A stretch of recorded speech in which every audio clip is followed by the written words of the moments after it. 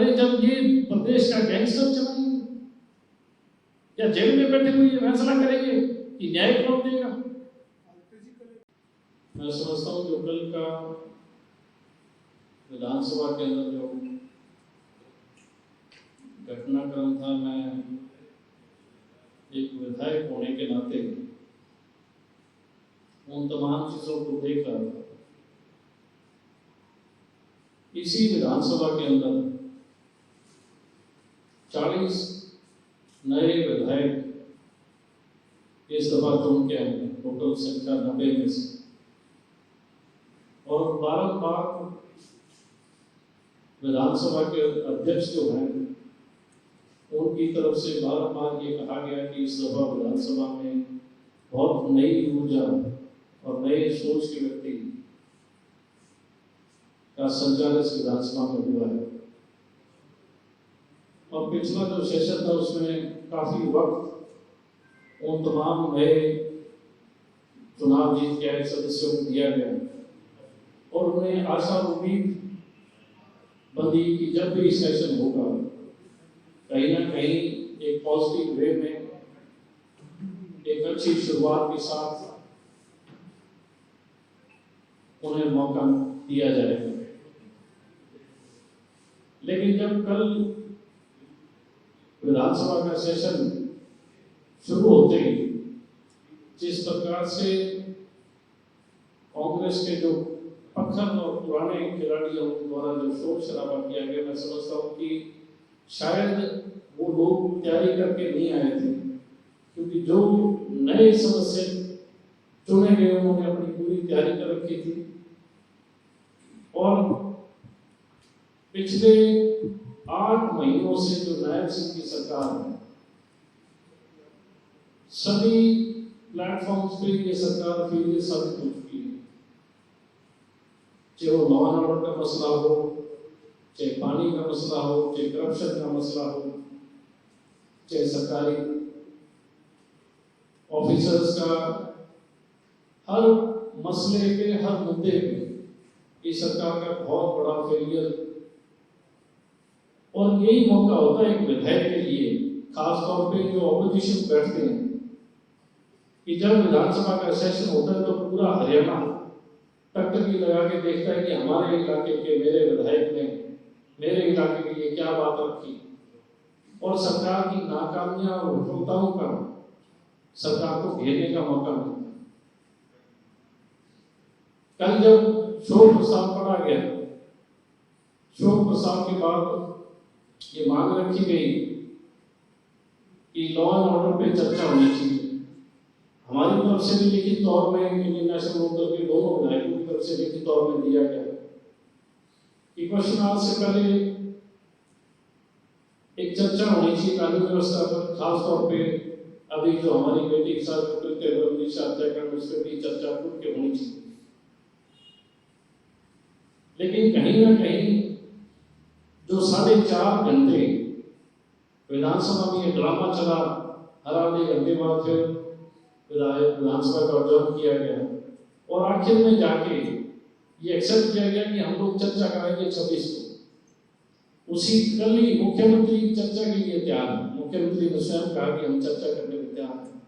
तो कल ही चर्चा क्यों नहीं की? क्यों एक दिन विधानसभा के सेशन का खराब किया गया? इसके जिम्मेवार कौन होगा?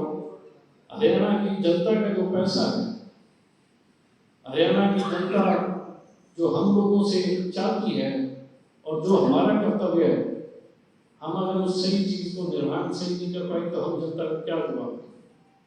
पर कल मैं देख रहा था और जब एडजर्नमेंट मोशन आया गया, या तो वो पहले आपने उसको एक्सेप्ट कर लेते, लेकिन आपने पूरे दिन को जाया करते हुए आखिर में जाके उसको यस किया और 26 तारीख मुकर्रर कर दिया। भी टाइम फिक्स नहीं किया कि कितने समय के लिए चर्चा होगी, लेकिन पूरा दिन जो बर्बाद किया, मैं समझता हूँ कि कहीं ना कहीं कांग्रेस और बीजेपी दोनों पूरा कुश्ती का खेल खेल रही है। सरकार आमजन की भागीदारी के हिसाब से, आमजन के हिसाब से भी हर जगह, चाहे वो गांव है, चाहे देहात है, चाहे वो शहर है, चाहे व्यापारी है, हर वर्ग में सरकार फेल हो चुकी है। हर व्यक्ति इस बात की निंदा कर रहा है कि सरकार के और नायब सिंह के पल्ले कुछ नहीं। कानून व्यवस्था में चौपट हो गई है। किस तरीके से आज जो हरियाणा के हालात हैं, हर रोज हत्याएं हो रही हैं, हर रोज लूटपाट हो रही है, हर रोज के अपहरण हो रहे हैं। और केवल मात्र मैं नहीं कह रहा, तमाम न्यूज़पेपर्स के अंदर ये बातें खुल के आ रही हैं कि जो कानून व्यवस्था हरियाणा की बिहार से भी बदतर बनती जा रही है। और तो और अभी ये मनीषा हत्याकांड हुआ, इस पर भी सरकार कहीं ना कहीं लीपापोती कर रही है। और सबसे बड़ी बात कि इनके मंत्री जो बयान दे रहे हैं, मैं समझता हूं कि बिल्कुल अनाड़ी तौर पे इमेच्योर। कोई कह रहा है 3 दिन में पकड़ लेंगे, कोई कह रहा है जो धरने पे बैठे उन्हीं के बीच में इसके कातिल छुपे हुए हैं, और एकदम उनके डीजीपी कह रहा है कि उसको तो कुत्तों ने नोट दिखा रहा है, कोई कह रहा है। और आखिर में अपना पल्ला झाड़ने के लिए मुख्यमंत्री ने कह दिया इसकी सीबीआई जांच। मैं आप लोगों के माध्यम से पूछना चाहूंगा कि बीजेपी की सरकार में, चाहे वो केंद्र की हो चाहे प्रदेश की हो, आज तक जितनी भी सीबीआई इंक्वायरी हुई है, एक सीबीआई इंक्वायरी में कोई कल्प्रिट या कोई नतीजा बाहर है? मैं ये ऑन रिकॉर्ड कह रहा हूं कि चाहे वो सेंट्रल गवर्नमेंट की हो चाहे स्टेट गवर्नमेंट्स की हो, एक भी सीबीआई इंक्वायरी में कोई नतीजा है? ये भी केवल लीपापोती के माध्यम से अपना पल्ला झाड़ने के लिए सरकार ने कह दिया कि हम सीबीआई इंक्वायरी करेंगे। इससे पहले जितनी सीबीआई इंक्वायरी हुई है बीजेपी की सरकार में, ये व्हाइट पेपर जारी करें और बताएं कि हमने इतनी सीबीआई इंक्वायरी में इतने कल्प्रिट्स पकड़े हैं, इतने हमने जस्टिस किए हैं। और तो आप सब लोगों के माध्यम से भी, क्योंकि सोशल मीडिया से आप लोग जुड़े हुए, इस मुख्यमंत्री की सबसे बड़ी विफलता और नाकामी देखो कि मुख्यमंत्री तो इंसाफ नहीं दिला पाया, ना उस इलाके के लोगों को, ना उसके परिवार को, और ना हरियाणा की जनता। एक बहुत बड़ा गैंगस्टर जिसने हमने ट्विटर हैंडल पे ये कहा कि हम लोग उसके कत्ल का बदला लेंगे। मैं आप लोगों के माध्यम से एक बात पूछना चाहता हूँ, ये गैंगस्टर जो जेल में है और वो ये बात कहता है कि अगर सरकार न्याय नहीं करेगी तो हम लोग बदला लेंगे, ट्विटर हैंडल पे आए कि नहीं है? उसके बाद इस मुख्यमंत्री से ये पूछो तुमने उस गैंगस्टर के खिलाफ कोई पर्चा दर्ज किया है क्या? पर्चा दर्ज अगर कोई आदमी जो जेल में है और वो ये कहता है कि हम लोग उसका बदला लेंगे, इसका मतलब क्या सोच है? और सरकार क्या इतनी बेगैरत हो चुकी है कि एक पर्चा भी दर्ज ना करे और कुछ बोले ना? इससे बड़ा फेलियर इस मुख्यमंत्री की और क्या हो? साथियों, नए नौजवान विधायक जो जीत के आए थे उसमें मैं भी एक विधायक, मेरी भी बड़ी इच्छा थी कि मैं भी सरकार को उन तमाम मुद्दों पे घेरूं जिन मुद्दों पे सरकार नाकाम है। आज भ्रष्टाचार का बोलबाला है, तहसीलों में, थानों में, पटवार खाने में, लोकल बॉडी में, जहां कहीं किसी डिपार्टमेंट में आप चले जाओ बिना पैसे काम नहीं होता। और ये सरकार बारंबार वेस्ट थपथपाती है बिना खर्ची और बिना पर्ची के नौकरी देने। मैंने सरकार से सवाल पूछा था कि जो आंगनवाड़ी में महिलाएं भर्ती हो रही है, क्या उन पे कोई चेक्स एंड बैलेंसेस है? सरकार ने मुझे एक लिस्ट देने का काम किया कि हमने ये क्राइटेरिया रखे, और जब उस भर्ती का मैंने लेखा जोखा निकाला तो हैरान करने वाले तथ्य सामने आए। और मुझे एक महिला खुद मिली जिसने कहा कि मैंने आंगनवाड़ी का इंटरव्यू दिया था, तमाम पैरामीटर्स पे वो फुलफिल कर रही थी और सबसे आगे थी, लेकिन उसके बावजूद भी पैसा लेके उसे उस नौकरी से डिनाई किया गया। और उसके बाद जो उसके लिए एलिजिबल नहीं था उसे उन्होंने सिलेक्ट करने का काम किया। और ये क्वेश्चन मैंने इस बार पुटअप किया था कि आप जो भी भर्ती है उनपे कोई चेक एंड बैलेंसेस है, लेकिन मेरे क्वेश्चन को रिजेक्ट कर दिया गया ये कह के कि ये आर्टिकल 46 में फॉल नहीं करता। इसके साथ साथ मैंने सवाल किया था, सरकार बारंबार अपनी अच्छाइयां गिनाने का काम करती है, लोगों को धोखा देने का काम करती है, लोगों के आगे झूठ बोलने का काम करती है। इतना बड़ा भू माफिया हरियाणा के अंदर काम कर रहे हैं जिसका आप लोग अंदाजा नहीं लगा सकते। आप लोगों तक भी इस बात की रिपोर्टिंग नहीं होती जितना, क्योंकि सरकार तथ्यों को छुपाने की कोशिश करती है। ये सरकार विकास पे कम काम कर रही है, अपनी नाकामियों को छुपाने पे ज्यादा जोर लगा रही है, अपनी नाकामियों को छुपाने के लिए ज्यादा पैसा लगा रही है ताकि उनकी नालायकी और नाकामी हरियाणा की आम जनता तक उजागर ना हो। लेकिन आम जनता आज सरकार से भरोसा उठ चुका है। भूमाफिया के संदर्भ में मैंने सवाल किया कि मेरी विधानसभा क्षेत्र में 24 ऐसी रजिस्ट्रियां पाई गई थी जो कि सही तरीके से नहीं थी और तमाम रजिस्ट्रियों की जांच चल रही है डीसी के नेतृत्व। मैंने सवाल पूछा कि उन जांच में क्या बना, उस जांच में क्या बना, लेकिन मेरे उस सवाल को भी उन्होंने डिनाई रिजेक्शन में डाला कि ये जो सवाल है ये आप हमसे नहीं कर सकते। इसके साथ साथ मैंने एक सवाल डाला कि आप जो मास्टर प्लान बनाते हो, चाहे वो मास्टर प्लान किसी सिटी का हो, जिले का हो, जब एक बारी मास्टर प्लान बन गया उसमें मास्टर प्लान का गजट नोटिफिकेशन होने के बाद उसमें बदलाव नहीं हो सकता।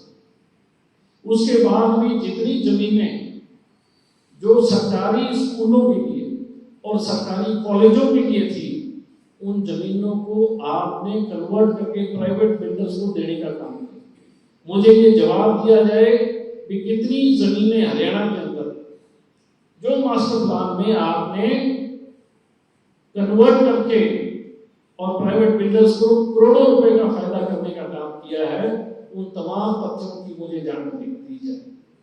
मेरा वो सवाल भी उन्होंने रिजेक्ट कर दिया। इसके बाद मैंने फिर बार-बार इनसे कोशिश की राब्ता करने की। फिर मैंने एक सवाल किया कि हरियाणा में 2000 से लेकर 2025 तक हर साल कितनी फॉरेन इन्वेस्टमेंट हरियाणा के अंदर आई है, कितने एमओयू साल दर साल हरियाणा में हुए हैं, हमें आप बताओ, ताकि नौजवान लोगों के सामने, नौजवान पीढ़ी के सामने ये तथ्य उजागर हो कि हरियाणा सरकार आपके भविष्य को लेकर कितनी चिंतित है।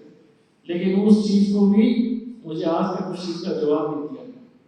मैं हैरान हूं इस बात से कि जब भी हम कोई सवाल पूछते हैं, सरकार जवाब देने में नाकाम रह जाती है, किसी ना किसी बहाने से हमारे सवालों को रिजेक्शन में डाल दिया जाता है।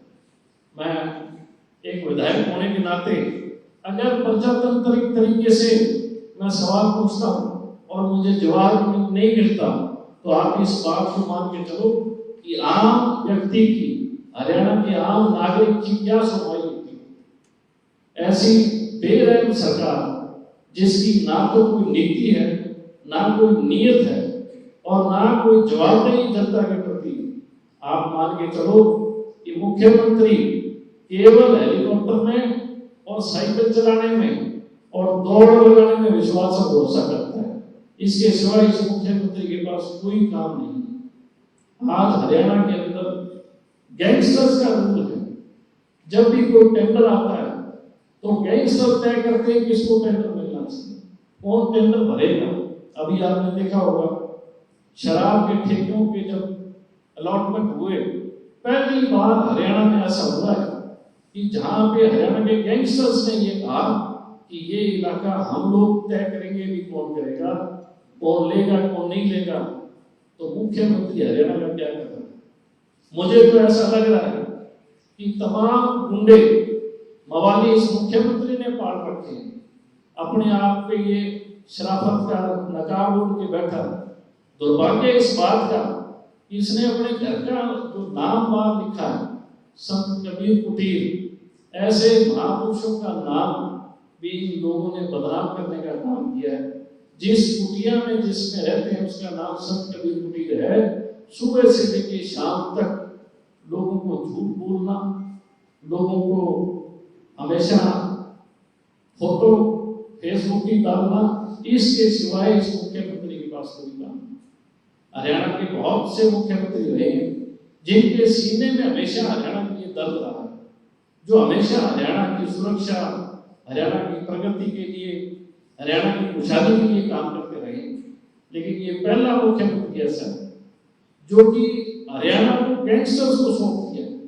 आज हरियाणा के अंदर हर जगह गोली चल रही है।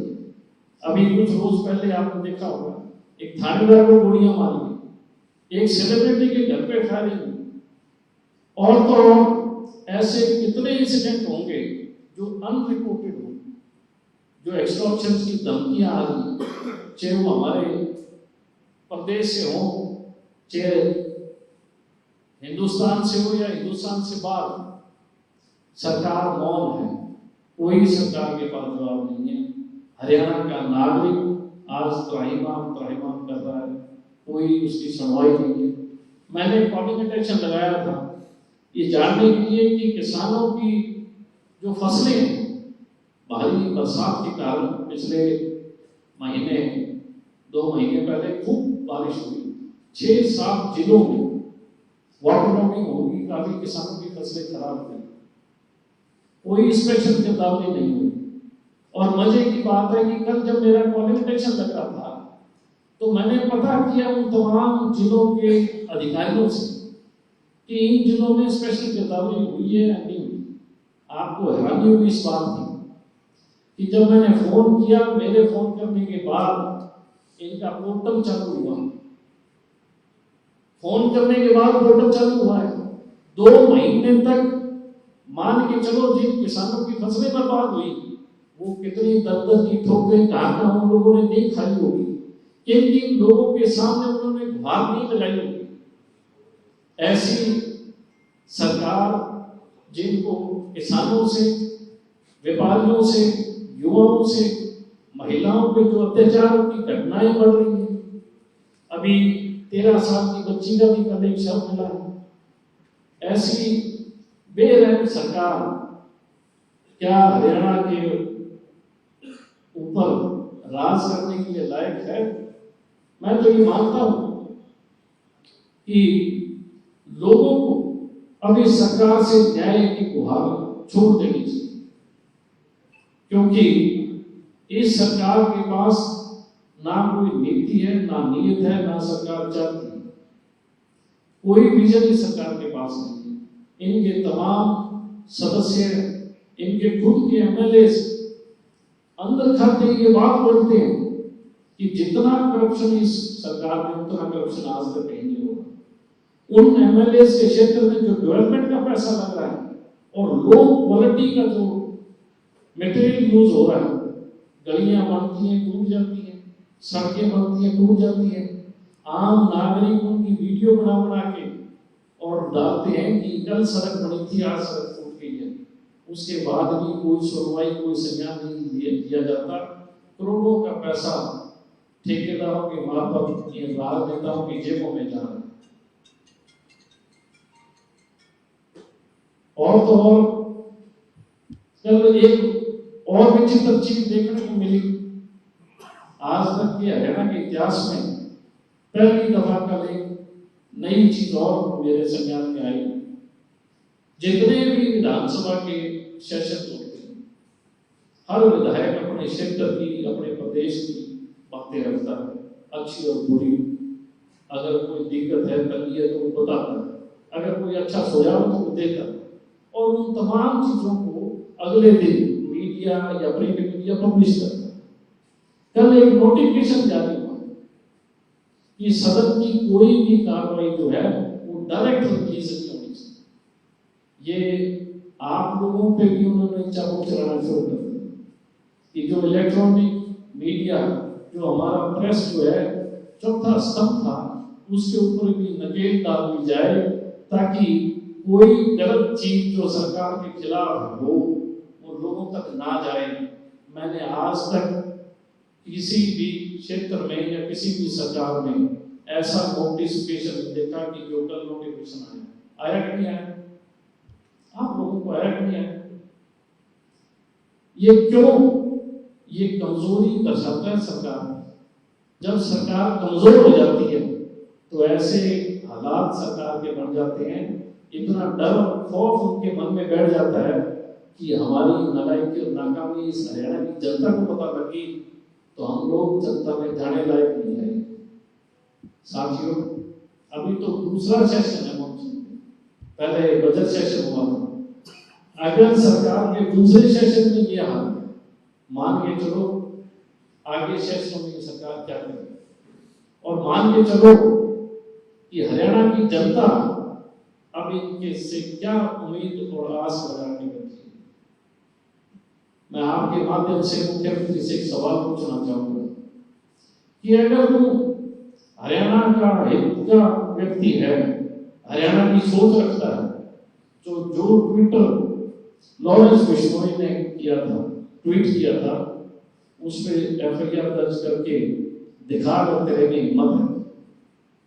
और जितने भी गैंगस्टर्स आज से पहले हिस्ट्री सीटर जितने भी, चाहे हरियाणा में या देश में, आप देखो कि तमाम हिस्ट्री सीटर्स सारे के सारे बीजेपी पार्टी में, या तो उनकी धर्मपत्नी है पहले, या उनका भाई है एमपी है, या उनका बेटा एमपी है।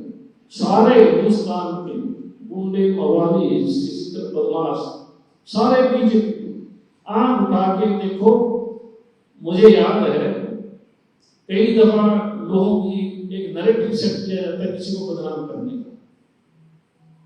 मैं नाम नहीं लूंगा, आप समझ जाओगे।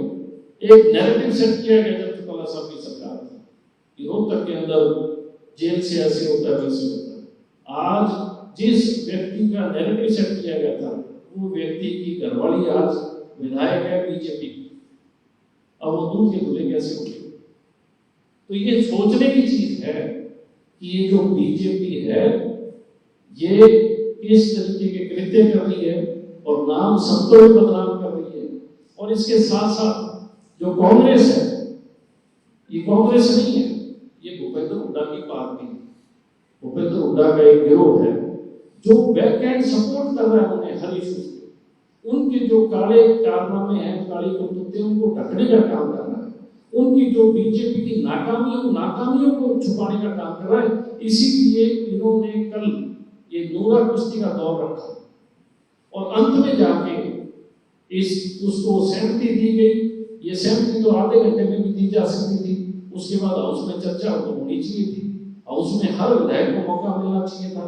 हम लोग भी ओपोजिशन में हैं, हम लोग भी सरकार के खिलाफ तैयारी करके गए थे, हम भी सरकार को हर मुद्दे में घेरना चाहते थे, हम लोग भी जवाब तलब करना चाहते थे और ये सरकार से जानना चाहते थे कि जो हमने सवाल दिए थे आपके पास जवाब नहीं थे, आपने हमारे सवालों को रिजेक्शन में क्यों डाला? तो आज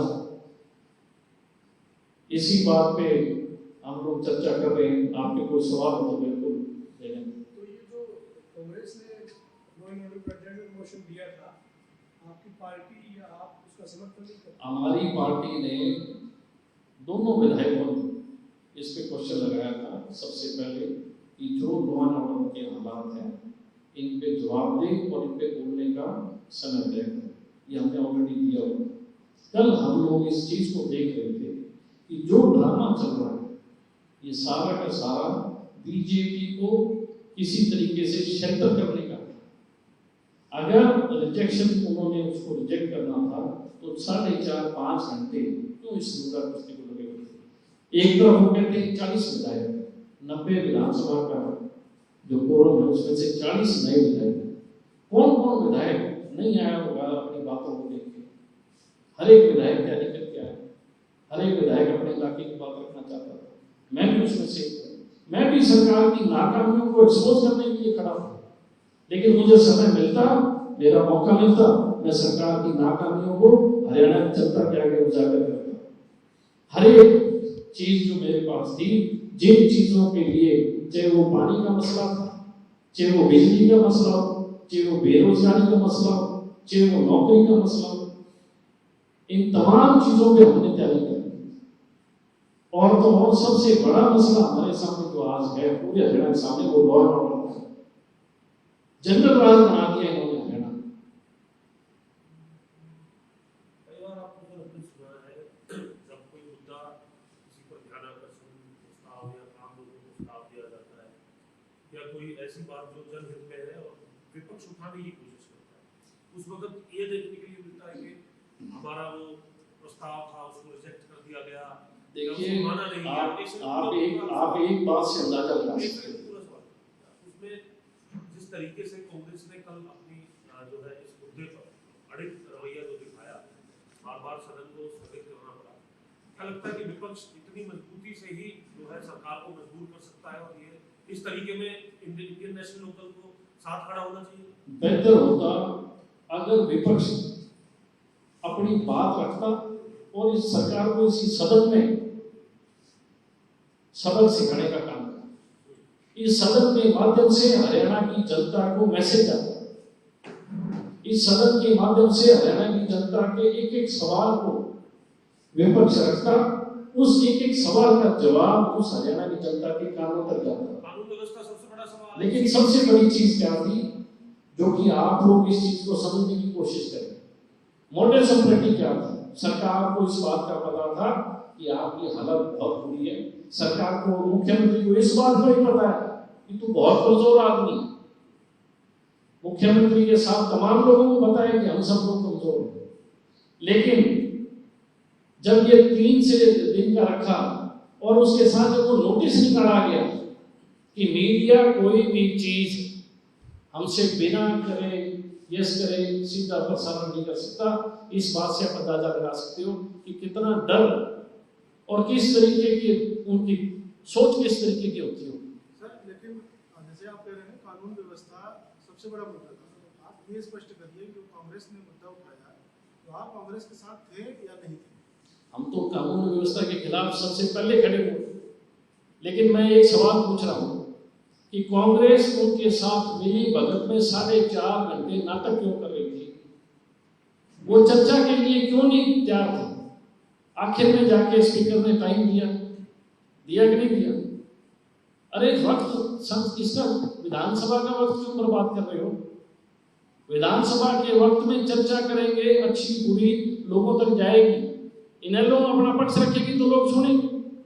कांग्रेस को अपना पक्ष रखना था, लेकिन बीजेपी और कांग्रेस दोनों जो हैं इस बात को लेके मिले हुए थे कि उनकी जो ये आज के जो हालात है, जो कमजोरी है, ये जनता तक ना जाए। हम लोग बार बार खड़े हो गए। हमारा एक सदस्य उस कमेटी का मेंबर है, हमारे सदस्य ने जाके कहा कि कम से कम हमें बोलने का मौका दो। आप अगर कोई वॉकआउट कर रहा है करे, हम बोलने का मौका दो।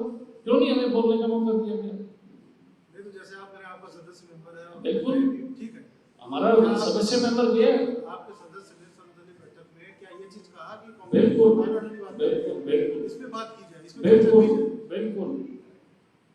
आज हमारा प्रेस कॉन्फ्रेंस बनाने का उद्देश्य ये था कि 40 विधायकों, जो नए विधायक हैं, जो नई सोच के साथ बैठे हैं और जो जनता के लिए जवाबदेही है,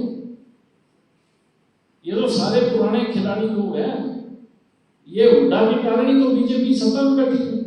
अगर भूपेंद्र हुड्डा ना होते तो बीजेपी सत्ता में ना होती। ये तो भूपेंद्र हुड्डा है, हर बार बीजेपी सरकार को बचाने के लिए कोई ना कोई षड्यंत्र रच के और किस तरीके से इस मुख्यमंत्री की सरकार को बचाया जाए, तो ऐसे काम कर रहे हैं। मैं तो आपके माध्यम से ही कह रहा हूं, 3 दिन सेशन और बढ़ाओ, 3 दिन और बढ़ाओ और हर विधायक बोले, ताकि पता लगे हरियाणा की जनता को जो इनकी जवाबदेही बनती है, क्या सरकार अपनी जवाबदेही पे है?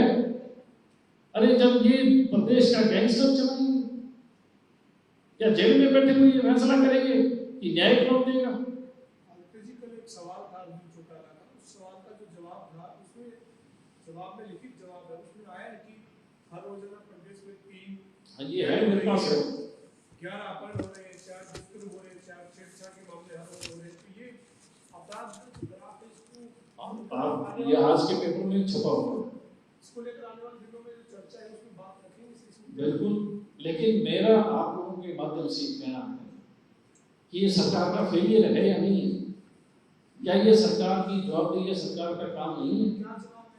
और मैं एक और कहना चाहूँगा अमर उजाला को, एक और कहना चाहूँगा, मुझे ये लग रहा है कि जब से ये नायब सैनिक बना है तभी से गुंडागर्दी ये गैंगस्टर चालू हुए हैं। आज तक कितने बोली ठेके लगे, कभी ठेकों में गैंगस्टर आए, कभी इसी जो एक्साइज के ठेके छोटे हैं, 3 लोगों का इसका कत्ल हुआ, इसलिए कि वो बोली देने गए।